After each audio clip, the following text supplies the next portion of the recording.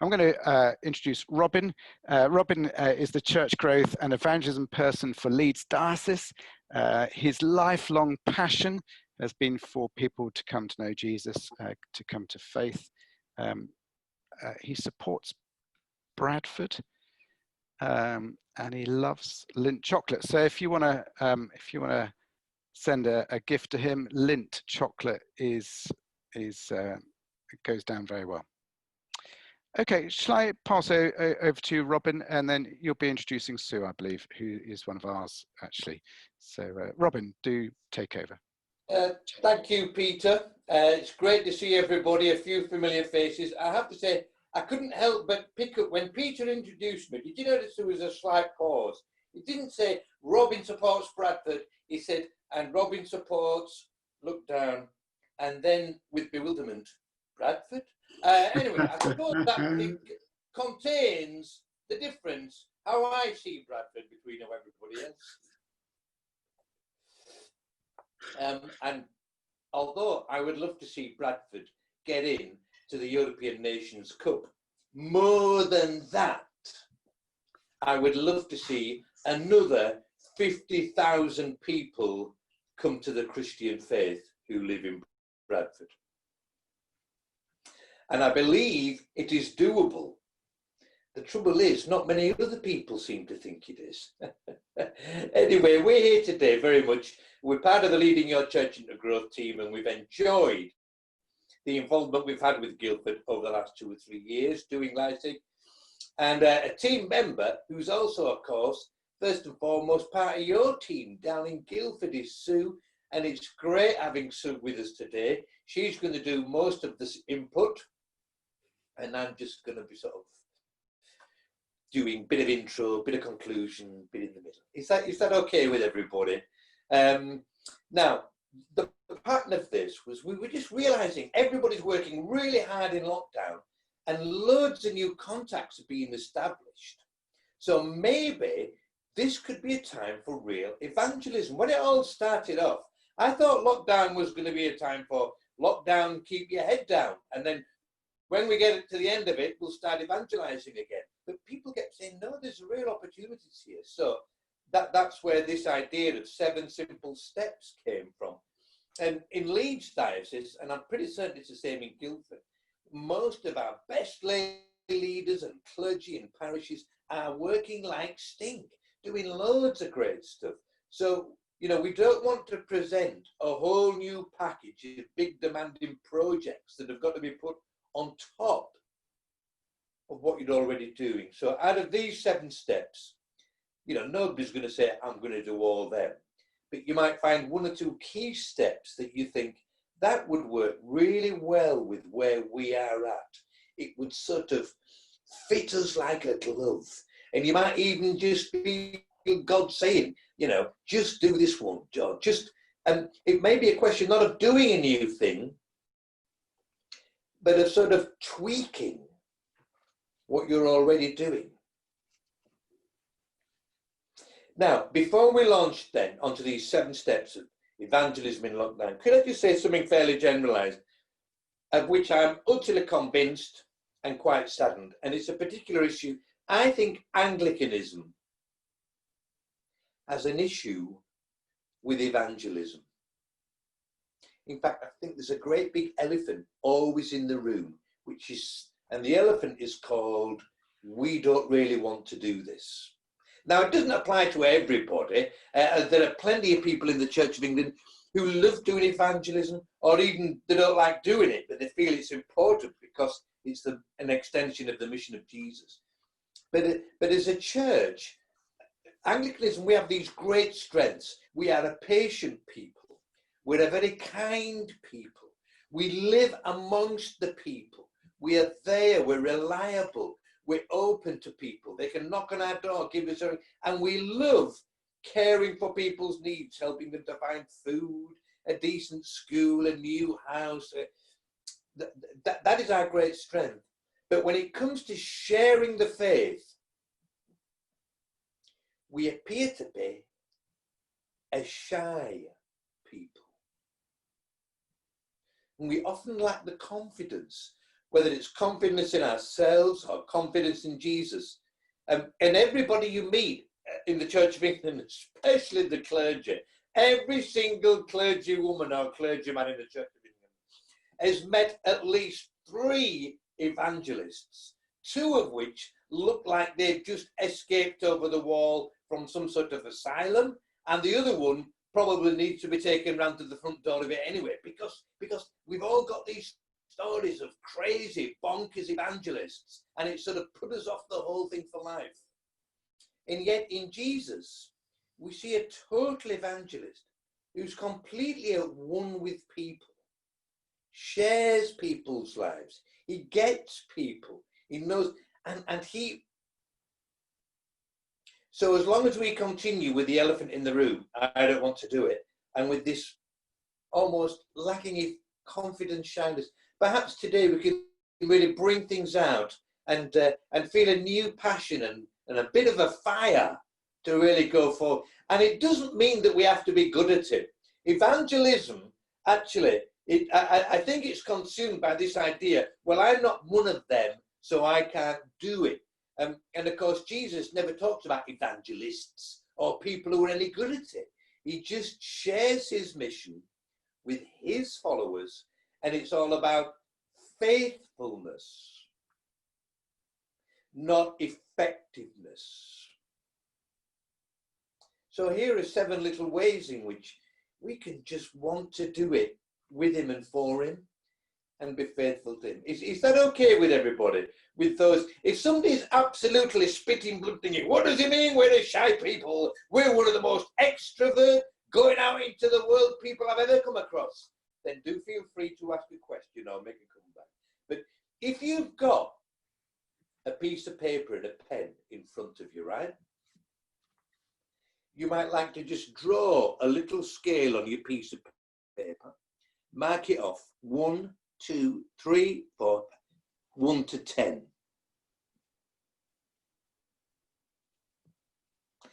And then put across on the scale where you are in terms of the whole notion of evangelizing, of sharing the good news in this time of lockdown. Are you a 2? Are you a 7? If you're a 10, you're probably as well to pop down to the chemist afterwards and get a tablet for it, because you'll never sleep at night. But if you're a 1, you also might like to sort of stoke up the fire afresh, but just mark where you think you are. This is not about how good you are at it. It is about how much you just long to see it happen. Not so that we get more people coming to church, but simply because we get more people coming to the Lord Jesus. And that is the world transformer.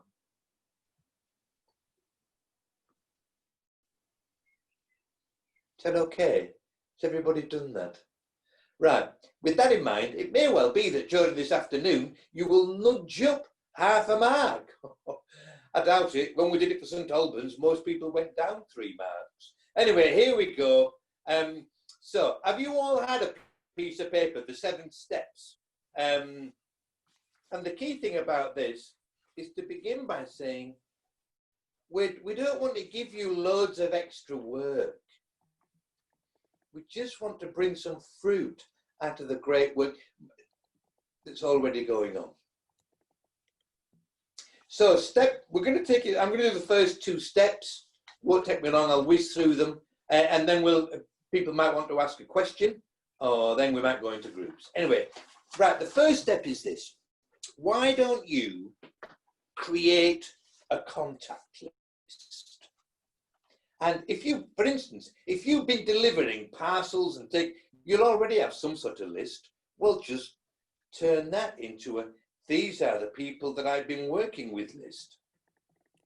If you're running online services, prayer meetings, social gatherings, whatever, why don't you, as part of this coming Sunday morning service, just say something like, it's great getting people coming to our services.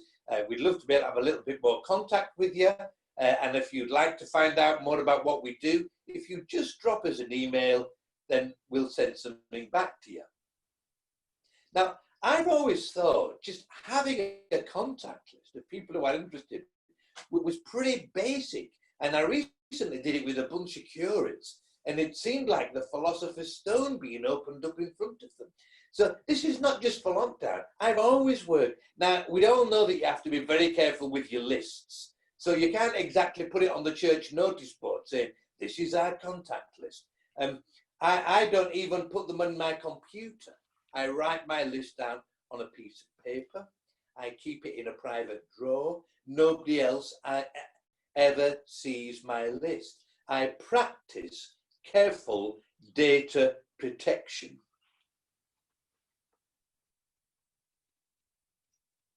But I also practice the valuing of every individual on the list.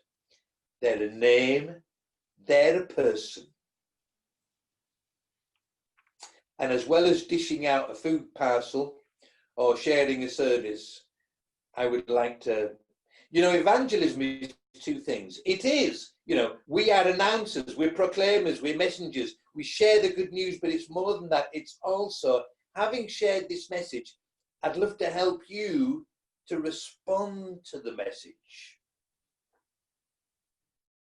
So I begin as a herald and I end up as a midwife, which when you think of it is like a classic male role and a classic female role.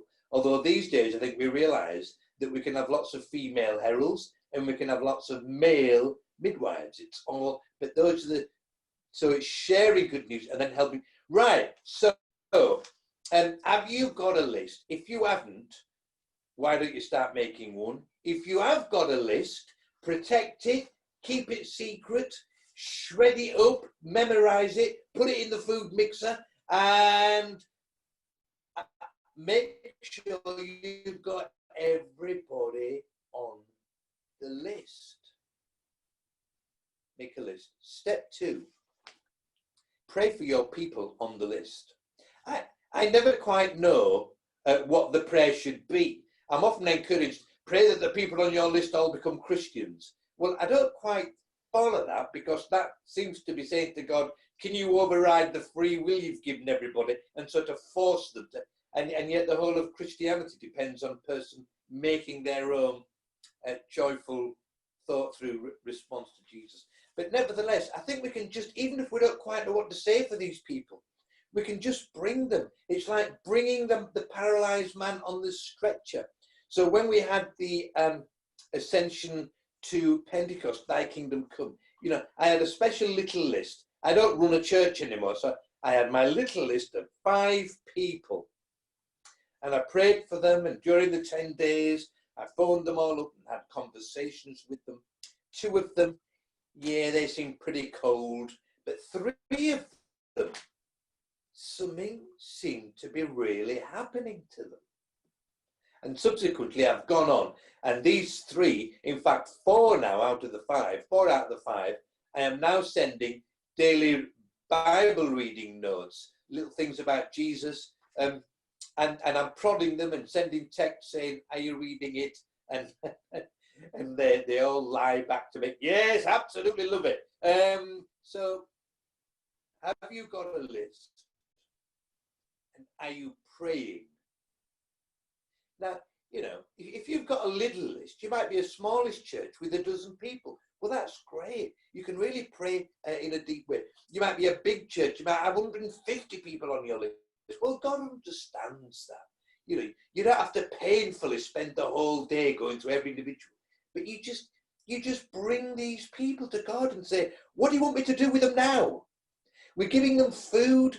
We're taking medicines to them. We're knocking on the window and saying, hey, you will. We're sharing services. What's the next piece of good news you want us to share with? So list and prayer. Does anybody want to come back with a comeback on that? Ask a question, make a comment.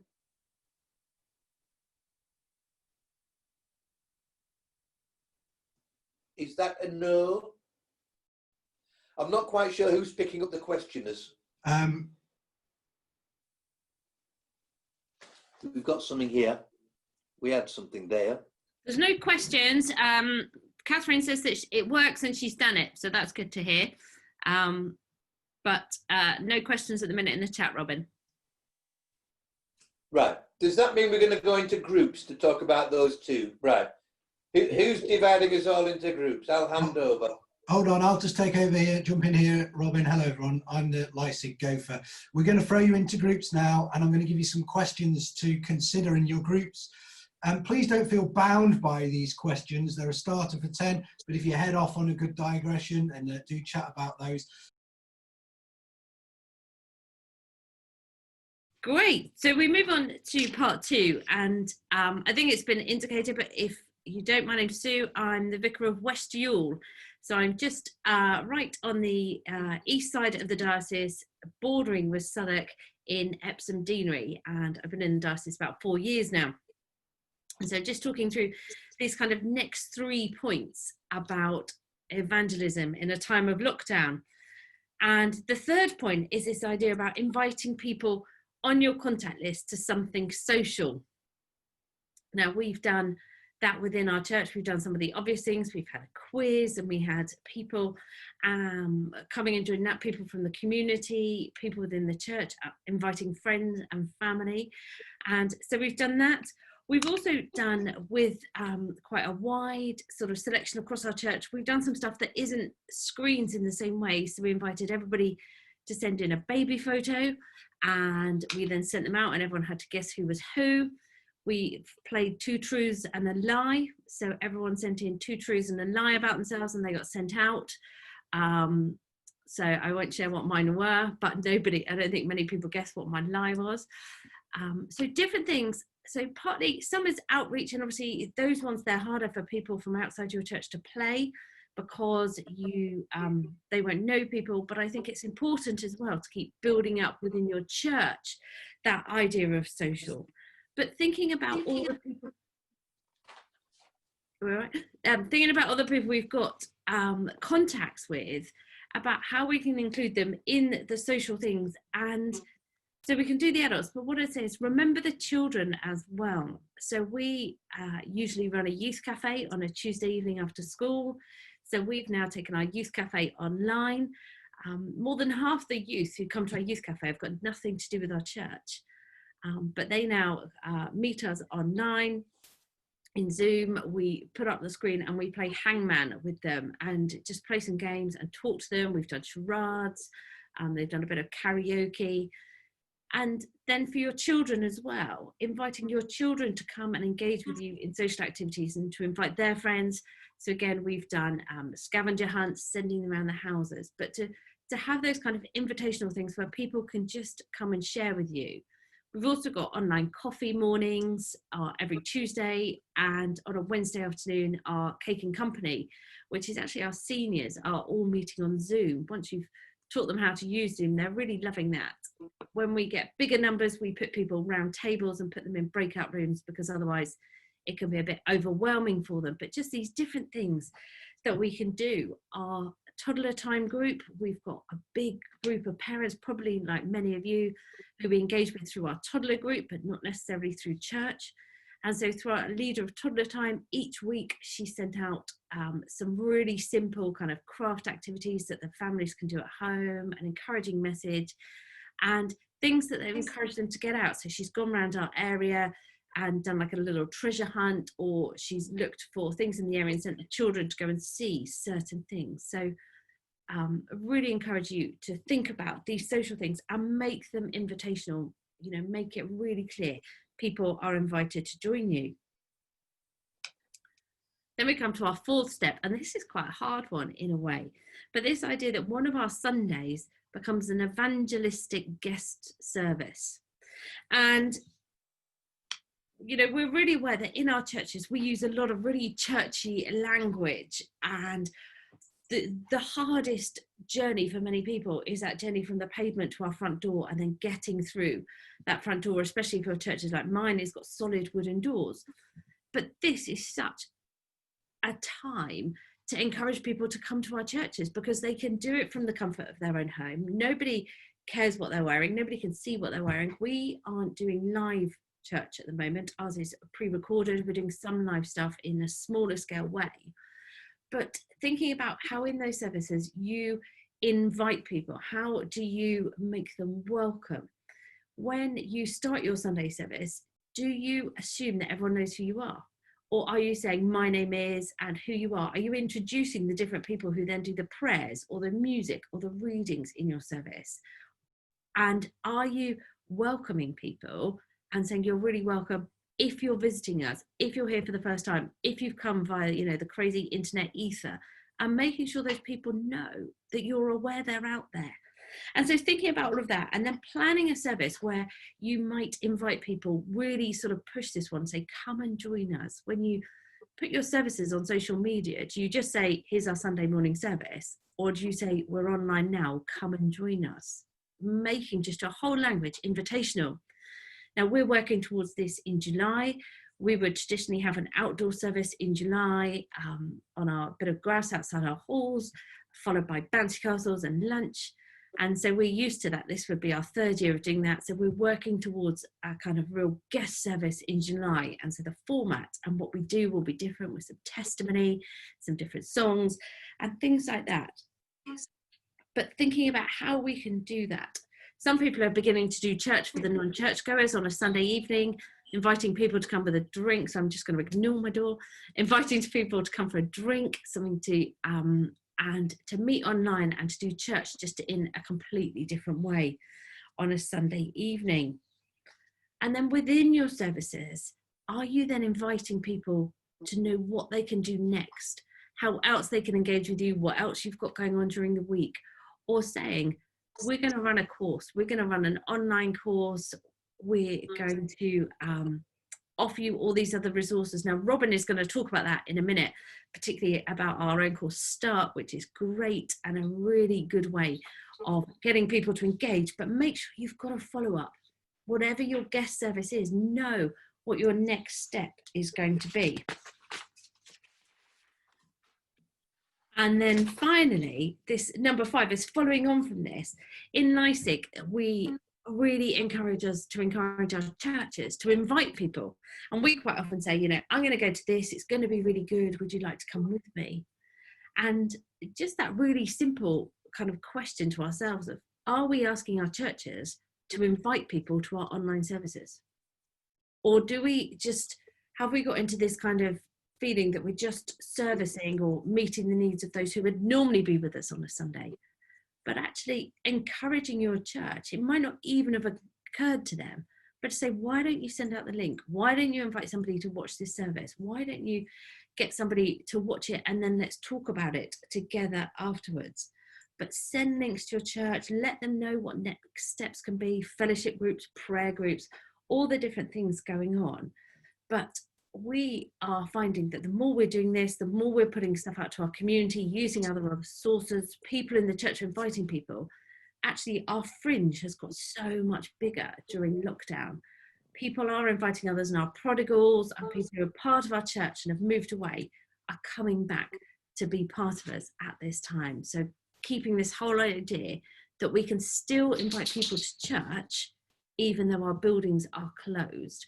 And it's a great time to be able to do it. If you haven't seen this that Tear Fund did, called Many Brits Look to Faith During Lockdown, there's a whole massive document. It's really, really long, but there's a sort of 3-page summary about the sort of demographics and what people are doing about faith and prayer and searching for religion, just to encourage you that people are looking for Jesus in the midst of all this. And that's why it's so important we do this evangelism stuff. It's why we're so important that in our services and in all we're putting out, there is an expectation that people want to engage with Jesus and with faith, and that we it's good to talk about this, and there is a hunger for it. So I'll put a link to this in the chat for anybody who's not seen it yet. Sorry, Robin, you can carry on now. Sue, well, no, I just want to say, it follows great on from that. Could you just say a little bit more about when you do an evangelistic guest service, how you really invite people if they feel drawn to Jesus and want to find out more about him? About how I do it? So we have actually, Yeah, I mean, whenever we plan something, we always know what's coming next. So whatever event we get people into, we always know what the next thing is, because I think that's really important. So we continue to build. So at the moment, we have just, because of what this was telling us about what people want at the moment, we've just launched a new sermon series on prayer. And so when we launched that series and when we began sort of putting out the stuff to say this next series was going on, we've put together fellowship groups so people can come online and discuss our Sunday sermon and talk about that. So we always know what our next thing is. And so I think that's kind of really important. And then with the guest services, we our midweek thought went out today actually, and picking up from what the person was talking about, I then came back on at the end and said, you know, if this is making you think about Jesus, if you're not sure about your own faith, then I would love to talk to you. And these are all the different ways I can engage with you. And these are all the different things that I can offer you, which are exactly what you're about to talk to people about now, Robin. So, yeah. But I think it's just in everything we put out, that language of invitation, that this isn't just for us, this is for everybody, and everybody's welcome and everybody can join in. And so, yeah. Jesus had it seems to me, when he was proclaiming the good news, he was always calling on people to make key decisions with their lives.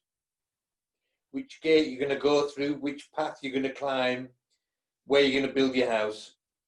And I always think that it's great to have an element of that at the end of a specifically evangelistic guest service. Right, welcome back everybody. At the heart of these 7 steps, there are 2 really key, huge things. One is, as Sue has talked about, having an evangelistic guest service, which is a gathering in. And the other one is running some sort of Christian enquirers group, be it Alpha, Christianity Explored, Start, or whatever. And I'm just going to take you through that in this session 6. But before that, I just want to point out one of the things.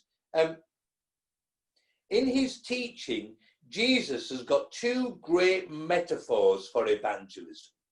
And he uses them, he keeps coming back to them. The first metaphor is fishing. Let's go and catch fish. The second great metaphor is farming. Look at that field over there. See that wheat? Have you noticed the fig tree? Look at the vine. And of course, he's operating in a farming and fishing milieu. This is his world and it's their world, and they understand it. But I love these 2 metaphors of fishing and farming. And in both of these metaphors, it is about seeing. And Jesus seems to anticipate that there are lots more people interested or wanting to become Christians or wanting to be caught than we often realize. I go to loads of different churches and I'll ask them about growth, and the vicar or somebody will usually say, oh yes, there's a family there that started coming, and there's somebody, and it sounds like our version of evangelism is that occasionally an odd individual, rather like a salmon, finds their way up the river and sort of gets themselves into our church. What would it be like if it was normal all the time to have a much more proactive going out and catching fish? So now when it comes to fishing, we get the great experience of the disciples haven't caught any fish. Well, we've all been there. And Jesus, he looks beyond where they're seen. He says, throw the net in the other side of the lake. Because he knows there are so many fish swimming round their boat that they can't see. When it comes to farming, Jesus, the first thing he says is, see the harvest. Look at the fields. Can you see the people out there? Well, frankly, most of us in the church can't, because we're so trapped inside the church. All we can see is the members of the church. So with both fishing and farming, Jesus is operating with a bigger horizon. Maybe we could all be having a much more fruitful, more people coming on our inquirers courses, more people responding to our guest services, more people wanting to get involved in our social events than we imagine. Maybe in our failing English church culture, we have so slimmed down the possibilities.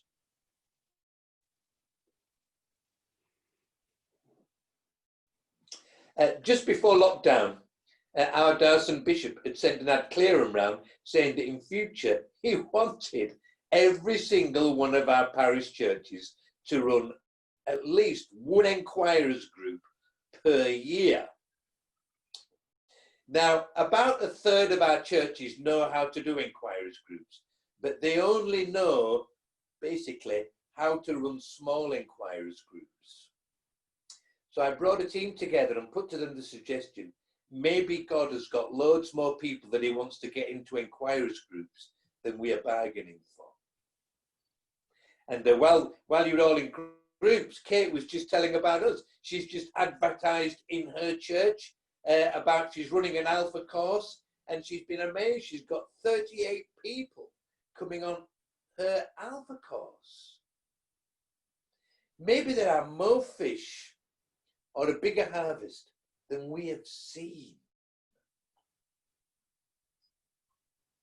So anticipate with the glasses of Jesus that there are people out there. And a great way of gathering in the harvest, or of gathering in the fish, to leap from one to another metaphor, is to run a sort of a group. I suspect most of the people of you on this webinar will have done one of these groups. And I suppose what I'm saying is, let's just have a bigger vision. Let us be hungrier to welcome people into these groups. And in LyCiG, we tend to focus on START, because that's our homemade sort of course. But, you know, the important thing is not which course, but that we do a course. So if you're happier with Alpha or something else, then do what you feel comfortable with and you feel works for your people. So we've developed 3 basic models of doing START. The first one is for the vicar to sort of make contact with people, put out invitations, and arrange for people who make contact with her or with him to do a one-to-one START.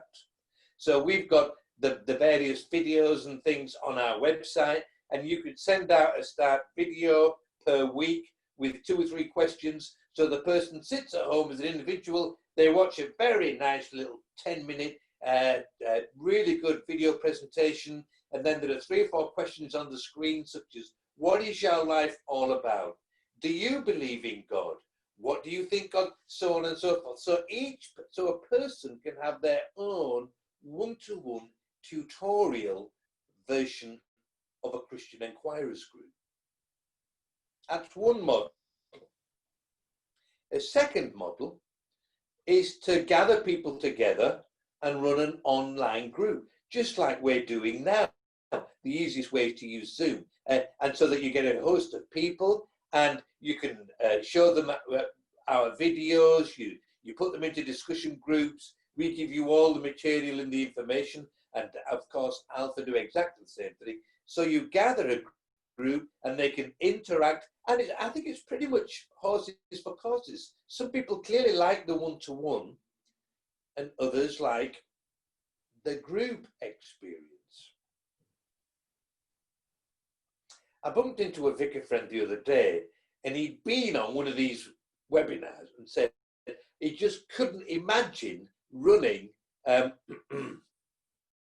group during lockdown, although he does these groups in normality. But, you know, he's a bit challenged by it all, and I think he's feeling a bit tired and worn out. Well, that's fair enough. We have a third little model for how to do a START group, and it's dead simple. If you've got your contact list, if you said to people, you know, there is this thing called START, it's all about people finding out what life's all about. And if you're interested, and if you don't feel you could set up groups, and why don't you just send them in the post their own Start booklet.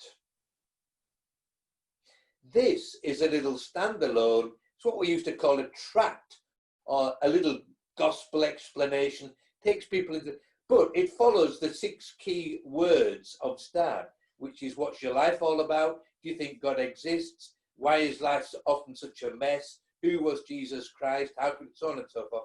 So in a sense, by just sending one person this booklet, you would be enabling them to do their own START course. So the point is then, we've got 3 different ways of doing an inquirer's course. And you might want to, you might have a 4th way of doing it. But if not, you might look at these 3 methodologies and think, I'll go for that one. I think that'll work for me best. The one-to-one course, the shared group course, or just pop people a booklet. And all the material for whichever, you can go on the LyCiG website and get it all from us, or you can go on the Alpha website or any other website, get it. I think they're all running the same system now. And I have to say, I went into all this business quite hesitantly, thinking, can this really work? And the results coming back that I'm hearing about are amazing. Let's just cast the net on the other side of the boat. Let's see the potential harvest, and let's really do some gathering in.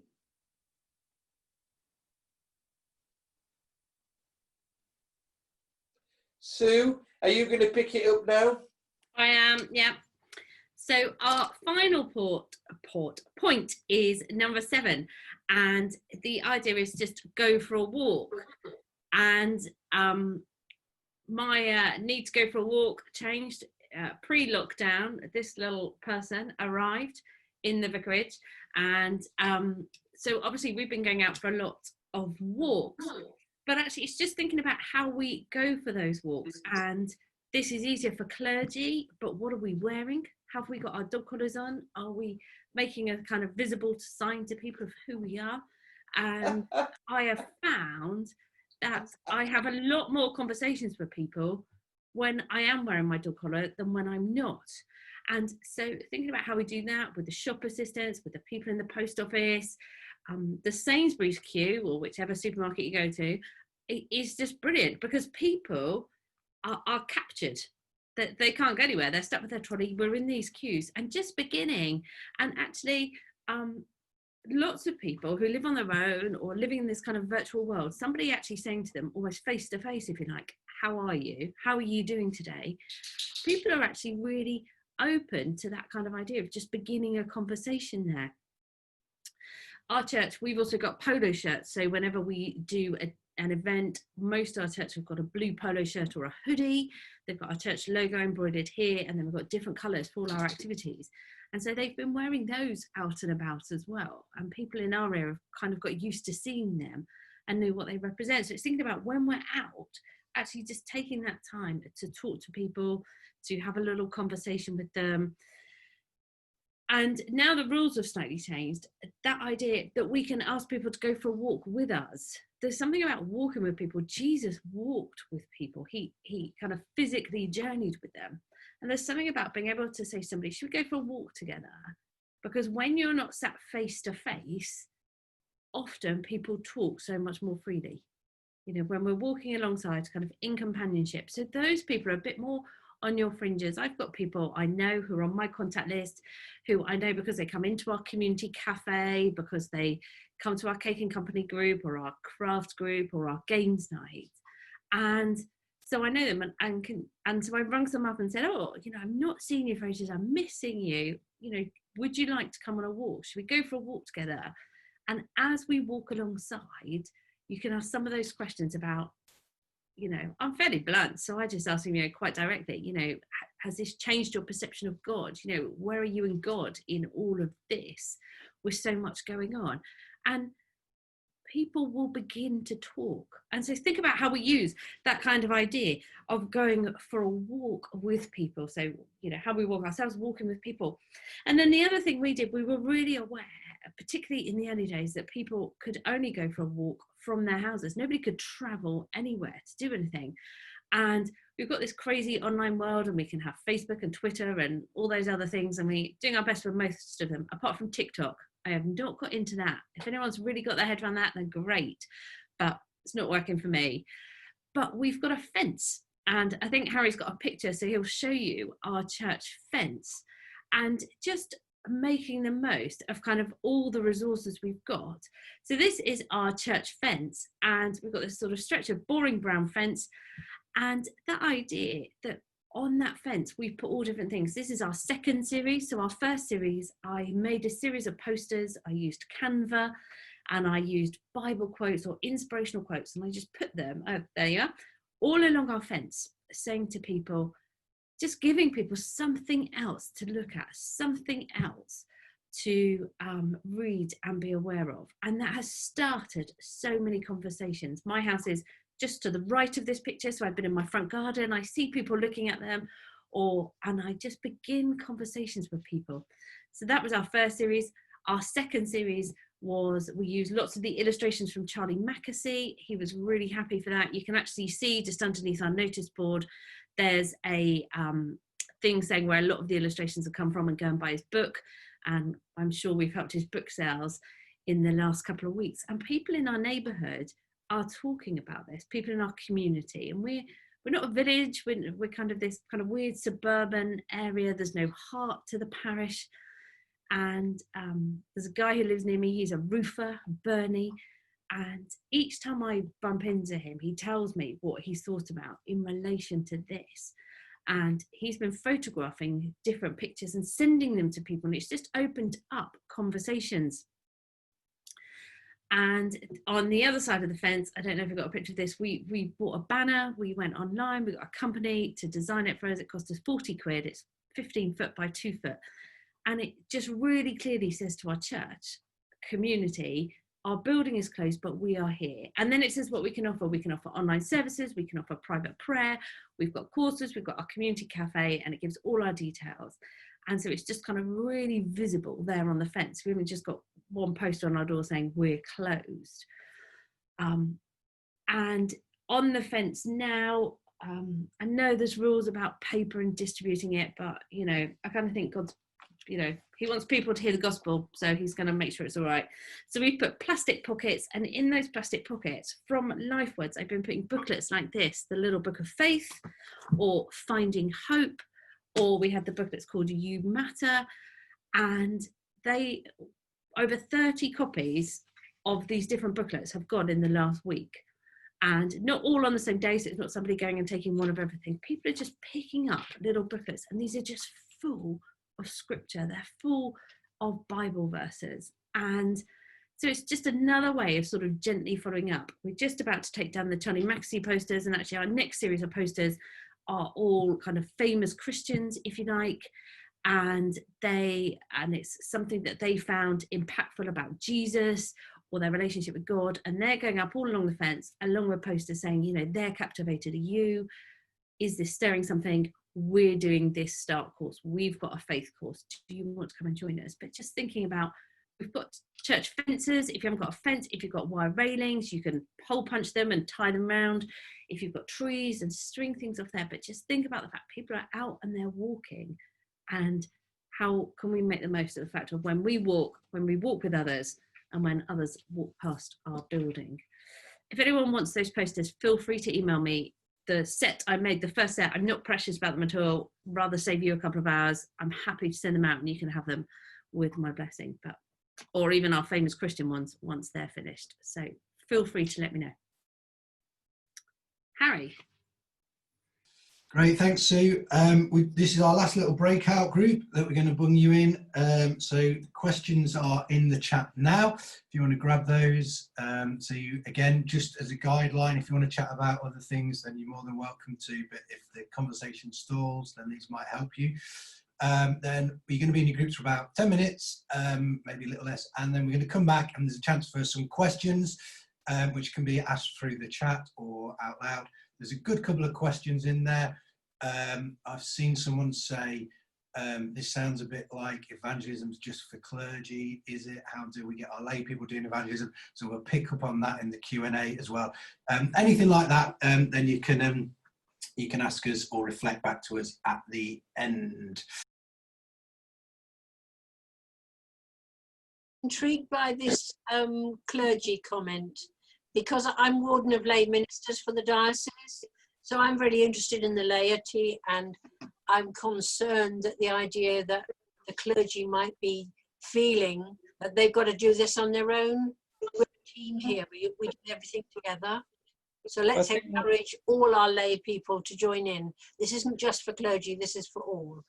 One thing that came up in our group was how, you know, the idea of you putting your dog collar on and going out and interacting with people, it plays differently depending on where you are. I've found the different contexts that I've been in. When I'm in suburbia, I put my dog collar on, I don't get a second look. When I was in a village and I was the vicar, you put your dog collar on, everyone chats to you. But what we were talking about just now is actually there's so much community feeling at the moment. We've all got to know our neighbours so much better. So actually those conversations wandering around for anybody, you know, you don't have to be a vicar. Those conversations are so much easier to have, and we're finding all our people are talking about that much more. Sue, do you want to respond to those two comments first? I'm really sorry. I was private messaging with somebody who was asking me a question and a link about wearing the dog collar. I don't know. I've always found wherever I am that it opens up conversations. I think people might be a bit more suspicious and less likely to approach us, but that doesn't mean I won't approach them. So I just start the conversations with them maybe. But I didn't get all the question. I'm really sorry. I was messaging back a link to somebody. That'll teach you to be naughty in future then, won't it? Pay more attention in class. I am paying attention to all these chat comments, trying to deal with them at the same time. Dude, don't try to wriggle out of it, okay?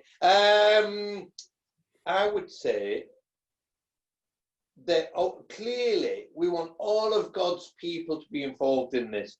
And one of the key points, step 5, Sue talked about encouraging our people to invite their people to different things. And once again, to go back to this lovely story of Kate's Alpha group, she thinks it's caused by members of her church inviting people they know. I think that's the particular field there that often clergy don't have. They don't have a great big group of, you know, family and friends and everything. So yes, absolutely, let's all do it. However, in our particular culture and tradition, there is a place of clergy. And people recognize that and are generally really respectful and appreciative of it. It's a great way of just making the church visible, just to go for a walk around the parish with a clerical collar and everybody can see it.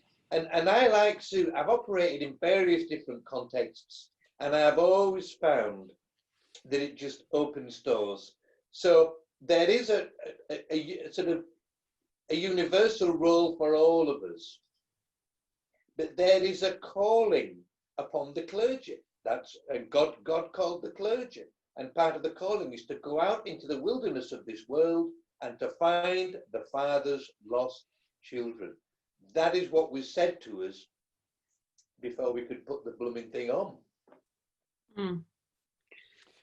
If I may, my experience, before COVID came along, my experience was that almost the more helpers you had on Alpha, the more people you had on Alpha, because the helpers invited people. And I think this is such a golden opportunity at the moment that if you have small groups, inviting your small groups to run Alpha themselves. So not clergy-led, not clergy-centric, but to really push it out into your groups. Out of your, I don't know how many groups you have, 5 groups, 1 group might pick it up, and that's okay. Or if you have 10 groups, 1 group might pick it up. But that group, it's so easy at the moment to run Alpha virtually. They don't need to hire a hall or anything like that. They do it by Zoom. I suspect that it will be such a success that other groups in your church will then want to do it. It's lovely just talking to Kate about just in the last hour, she's had 2 more people sign up for her Alpha course, and she's talking about having to run a second Alpha course that overlaps with this Alpha course. I think this is such a good opportunity at the moment to run something, and I have a strong suspicion that you'll be surprised at how well it goes and how it could snowball. Yeah, I mean, one of the other things I'd say is obviously, and I don't want to get into the whys and the wherefores of all of this, but it looks like, you know, from next week, churches can be open for private prayer. And if you're planning on opening for that, that's not just about physically opening a building, but you know, I did a poll in my church now. 93% of my church have said they won't come even if I open it for private prayer, because they get that they can pray anywhere at any time. But actually, one of the conversations we had in PCC is there are people in our community who might want to come into that space, and there are some who want it open. And that's massive. If people start coming into our churches next week for private prayer, and they're not our church family, it's because they're looking for something, because there's something about for them being in that space that they want, that they need. And so one of my big questions isn't just, have I got enough sanitizer, you know, which I have, and if you haven't, go to Costco, they've got it by the bucket load, but what have I got to give them, to offer them, so that they aren't just coming in and sitting on a chair in a building where they're not really supposed to light candles and we can't have any collective worship, that they can then do at home, that they can then follow up, because there must be something in them that's searching for something.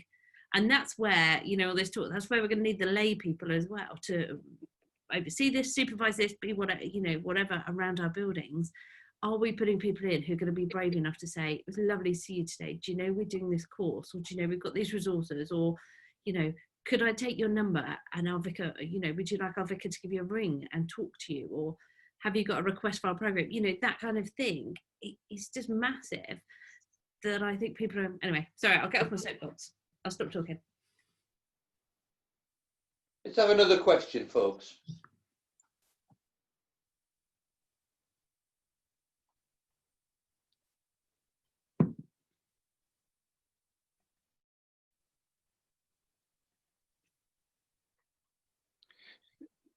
Have we done all the questions? If there isn't another question, or at least whilst you're thinking about questions, I'd love to talk about something slightly else. It's a different part of this 7 steps. I'd love to talk about prayer. Would that be all right if there are no questions coming up at the moment? Step 2, pray for the people. Yes. I would really, again, trying to get the ownership of the people within the church. So not being clergy-centric. Is to invite people to have a prayer list, much like we're being invited now. One of the things I nicked off Mission England back in the 80s, they had a 531 card where you prayed for 5 people. You asked God, you know, who are the 5 people you want me to pray for? And then of those 5 people, you look to invite 3, and you expect 1 to say yes. And so maybe one of the things that you could do is actually print or distribute or email a 531 card, and you invite people to actually start using this. So, you know, you might say for the next month, I want you to start praying for 5 people each. And then at the end of the month, we're all going to start inviting 3 of those 5 people. And because 2 weeks later, we're going to start an Alpha course online. So within 6 weeks, you've prayed, you've invited, and you expect some of those. Now, if you've got 50 people in your church and 50 people pray for 5 people, there'll be 250 people prayed for. If you invite 3 and you get 1, you'll get an Alpha course of 50 guests. You know, if you invite 10 people and only 1 in 10 come, then you'll get 50 people. It's about sowing the vision and really encouraging people to be ambitious in prayer and invitation.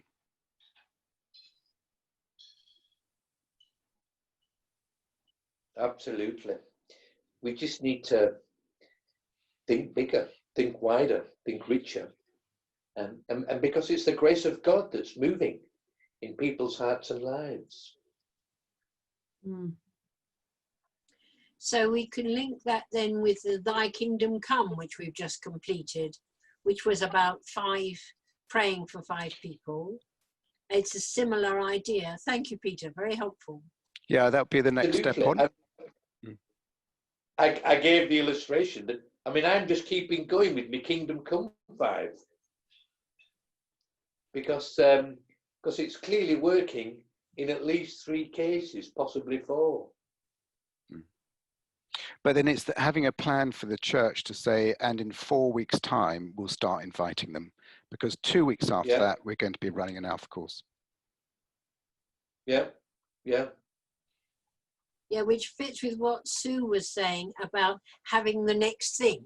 It's no good having your basic and then that's the end of that.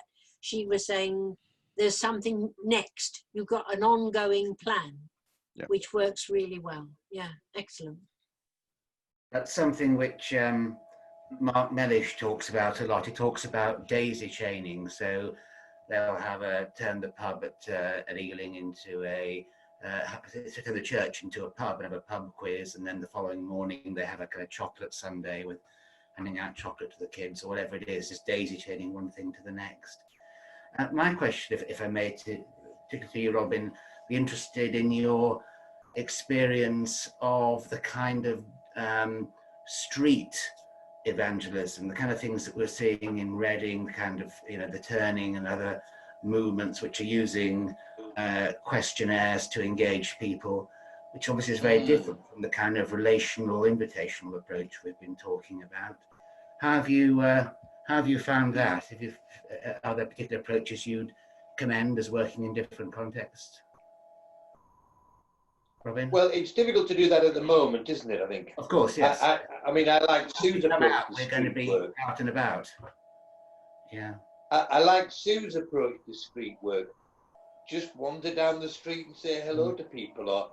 But there's lots of different ways of doing it. So normally, I mean, just before lockdown, I was about to do 3 town missions. I take teams of younger people and curates from our diocese. And in each of these town missions, there would be a string of meetings, perhaps in pubs or restaurants, dance halls, and big services. But the open end of the funnel would be 2 or 3 times a week. We would go into the local market, into the local town centre, giving out literature, doing all sorts of activities, just engaging with people and then inviting them on to the next step in the process. So I think it's great, yeah.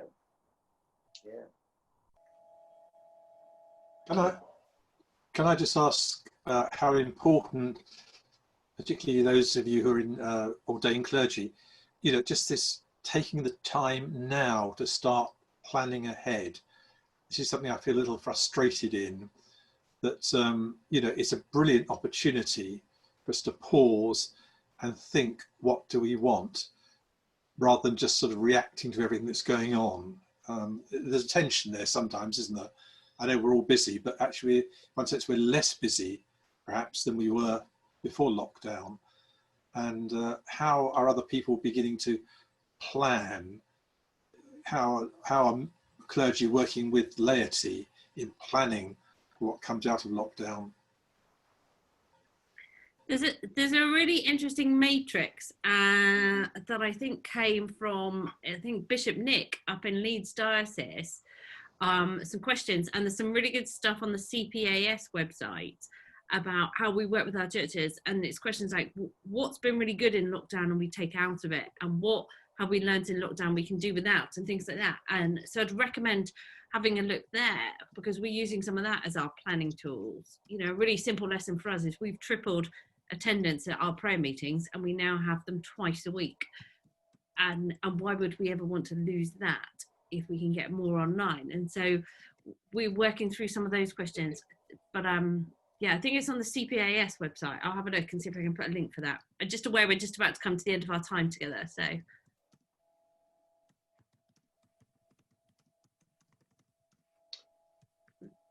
Harry or Wendy or someone, I think we could take maybe one. Could we take one or two more questions if there are questions? Just a couple.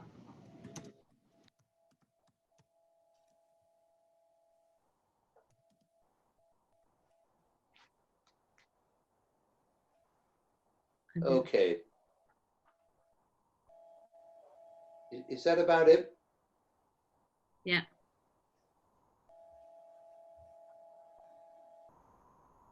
Yeah, I think that's about it. Harry's off the call at the minute. He's out.